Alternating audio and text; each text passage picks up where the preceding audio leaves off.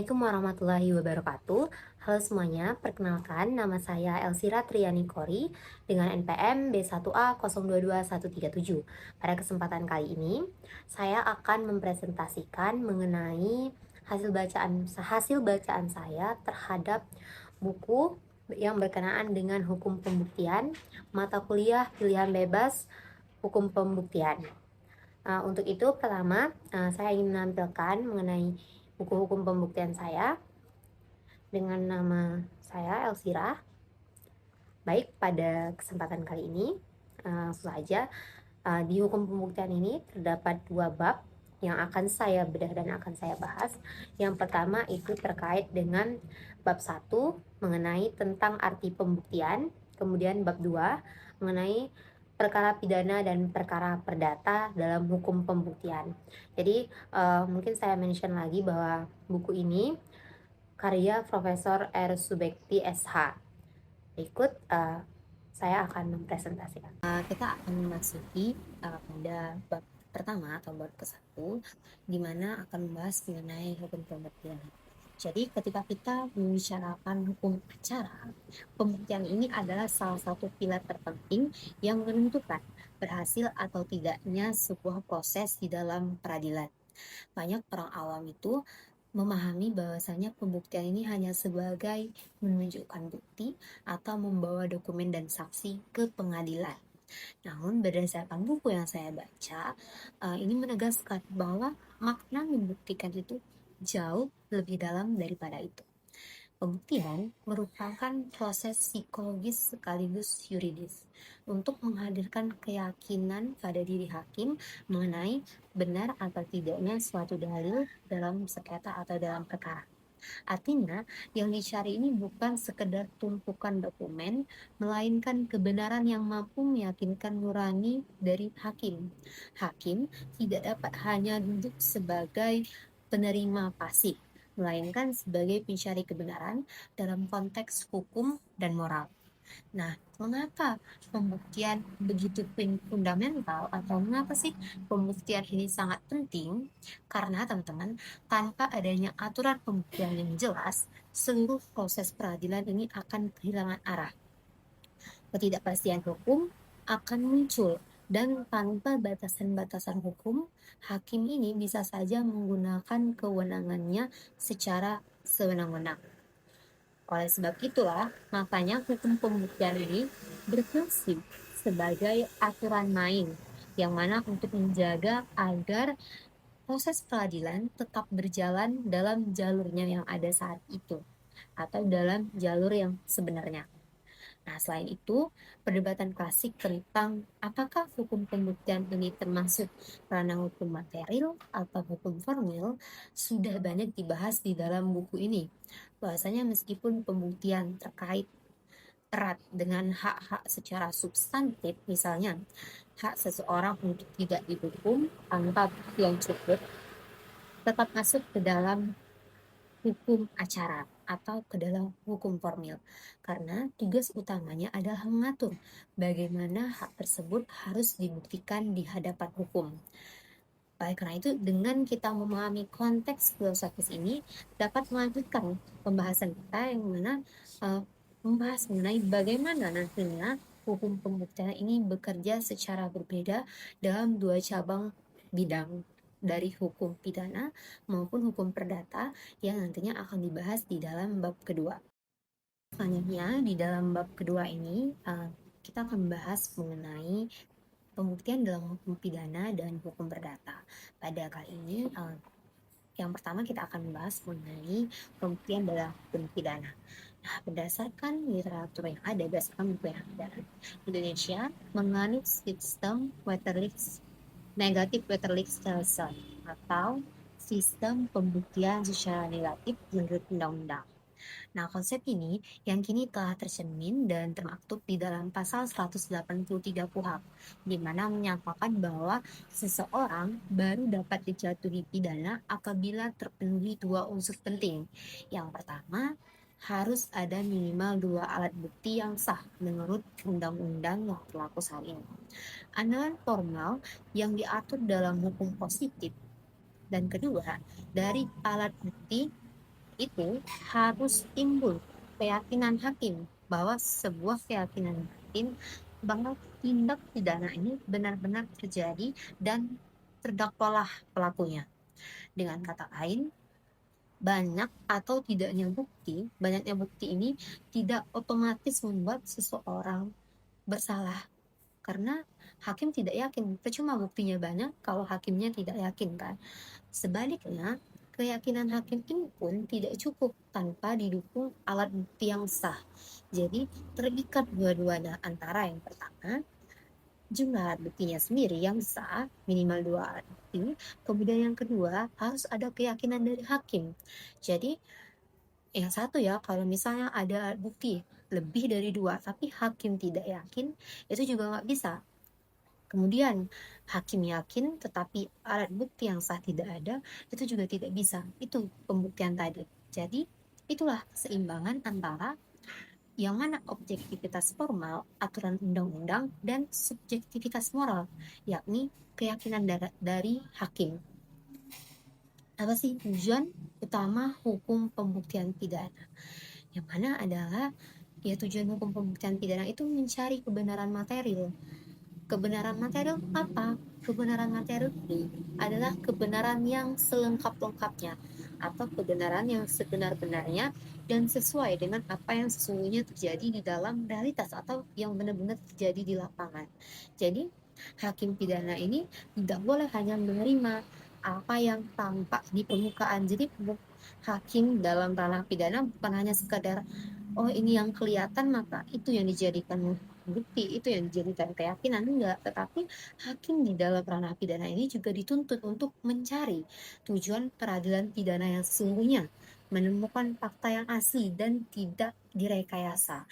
Makanya biasanya kalau di ranah pidana itu disebutnya hakim itu bersifat aktif.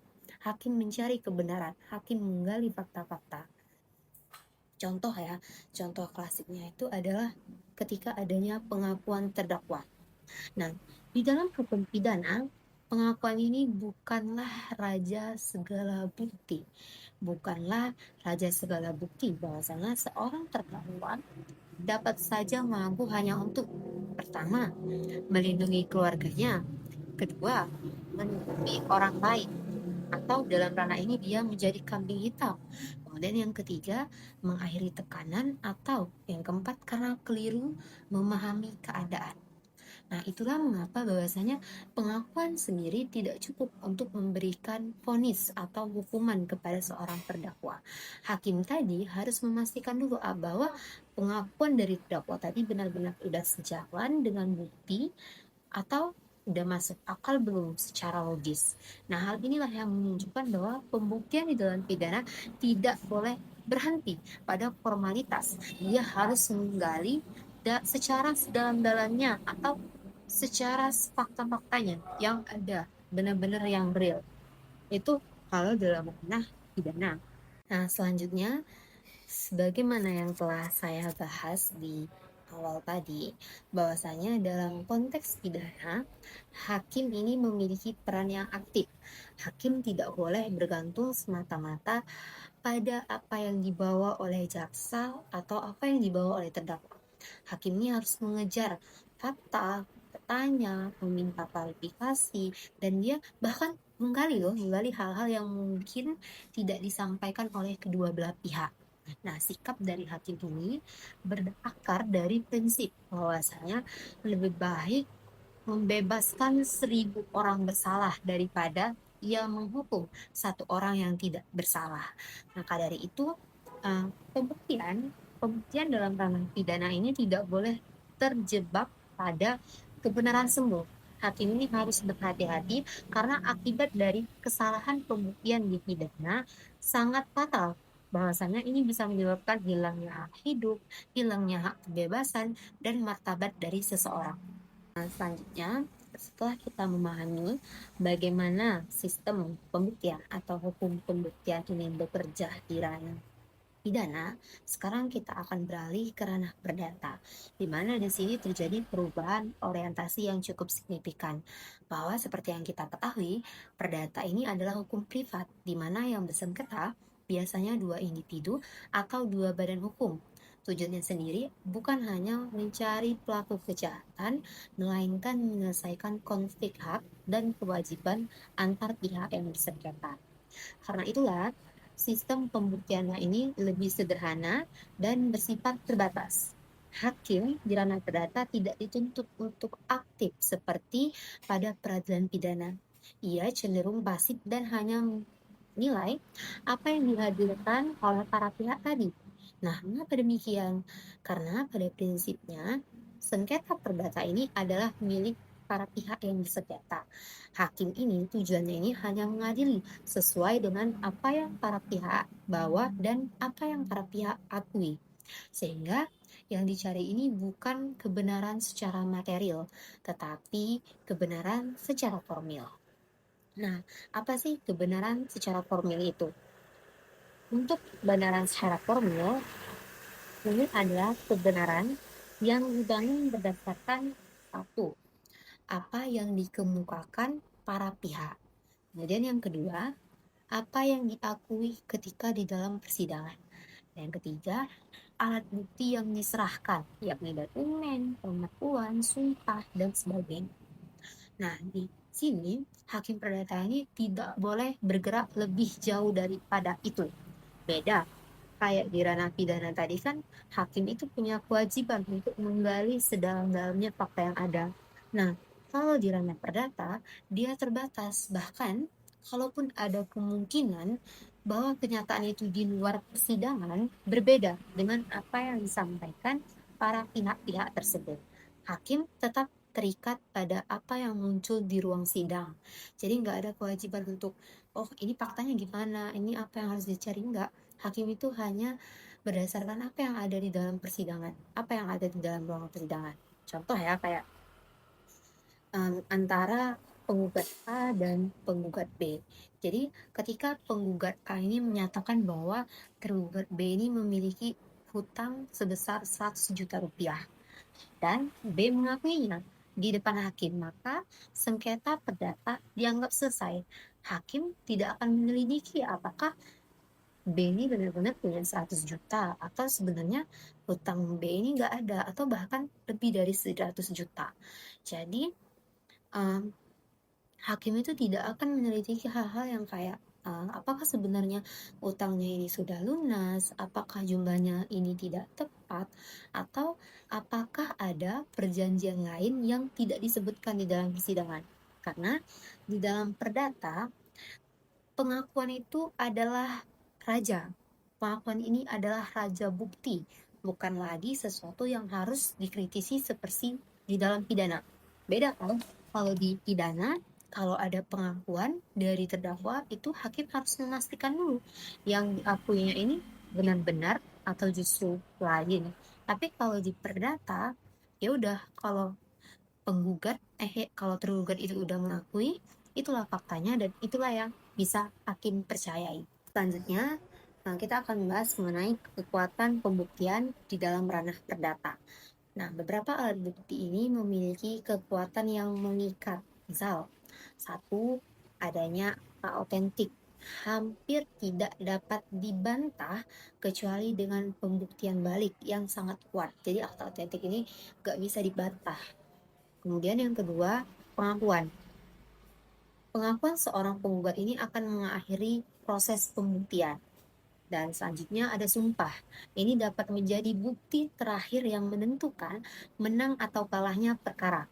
Selanjutnya ada perjanjian, yang mana mengikat para pihak dan hakim tidak boleh menyimpang dari apa yang telah disepakati di dalam perjanjian. Jadi, perlu dipahami bahwa tujuan utamanya ini adalah kepastian hukum, bukan pencarian kebenaran hakiki. Karena itu, perdata ini tidak memerlukan hakim yang terlalu aktif, melainkan hakim yang menilai dan memutus berdasarkan apa yang para pihak bawa. Untuk memahami kedua jenis pembuktian tersebut, antara pembuktian pidana dan perdata, maka secara lebih mendalam kita perlu melihat ada loh dasar filosofis yang membuktikan atau yang membentuknya, di mana Kalau di ranah pidana, negara memiliki kekuasaan untuk menghukum warganya. Nah, kekuasaan ini sangat besar sehingga eh, harus dibatasi secara ketat. Salah satu, misal kayak sedikit aja, salah dikit aja, konsekuensinya itu sangat besar, sangat berat. Seseorang ini bisa kehilangan kebebasan, bisa kehilangan harta, bahkan ada yang kehilangan nyawanya. Jadi, di ranah pidana ini standar pembuktiannya itu tinggi. Hakimnya ini harus waspada, kebenaran yang dicari ini adalah kebenaran secara material. Nah, kalau di sengketa perdata, akibat dari kesalahan pembuktian ini tidak akan seberat dari pidana. Jika terjadi kekeliruan, salah satu pihak ini hanya kehilangan harta atau privat tertentu, bukan kebebasan fisiknya seperti yang ada di ranah pidana. Jadi karena itulah di perdata ini hakim itu tidak perlu mengejar kebenaran sejati atau kebenaran sebenar-benarnya. Jadi cukup menilai apa yang para pihak ajukan dan orientasinya adalah kepastian hukum dan efisiensi penyelesaian sengketa yang diajukan di perkara perdata. Baik, itu tadi pembahasan dua bab dari buku Hukum Pembuktian karya Profesor Subekti. Mungkin memang terlihat sangat sedikit karena memang bukunya dalam dua bab itu cuma 9 halaman. Jadi yang disampaikan juga tidak terlalu banyak. Nah, sebagai penutup, kita dapat menyimpulkan di sini bahwa hukum pembuktian ini merupakan fondasi yang menentukan arah keadilan dalam dua ranah yang berbeda, di mana di dalam hukum pidana, hukum pembuktian ini menjamin bahwa negara tidak menjatuhkan hukuman tanpa keyakinan yang kuat dan bukti yang sah. Di sini, kebenaran material menjadi kompas moral dan yuridis. Berbanding dengan dalam perdata, fokusnya pembuktiannya adalah pada kepastian hukum dan di efisiensi penyelesaian sengketa antar individu, sehingga kebenaran formil memadai sebagai dasar suatu putusan. Pemahaman akan perbedaan antara kedua konsep kebenaran ini akan menjadi sangat penting agar kita sebagai akademisi nantinya atau praktisi hukum dapat memahami tujuan setiap proses keadilan secara lebih mendalam. Mungkin itu saja terkait dengan pemaparan saya terkait dengan hukum pembuktian karya Profesor Subekti dalam bab 1 dan bab 2-nya. Dan memang karena di dalam buku ini lebih banyak pembahasan di dalam ranah perdata. Mungkin itu saja yang dapat saya sampaikan. Terima kasih atas waktunya. Semoga bermanfaat. Saya akhiri. Wassalamualaikum warahmatullahi wabarakatuh. See you. Bye.